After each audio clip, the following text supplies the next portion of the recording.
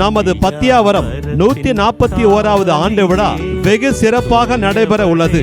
பத்தியாவரம் 141வது ஆண்டு விழா வேலூர் மறை மாவட்டம் அன்னாள் ஆலயம் 17/7/2025 கொடியேற்றமும் 26/7/2025 வேலூர் மறை மாவட்ட ஆயர் மேதகு பி. அம்புரோஸ் பிச்சைமுத்து அவர்கள் தலைமையில் கூட்டு திருப்பலியும் மாலை 6:30 மணிக்கு புனித அன்னாள் ஆடம்பர மலர் அலங்கார தேர்பவனி மற்றும் நற்கருணை ஆசீரும் நடைபெறும்.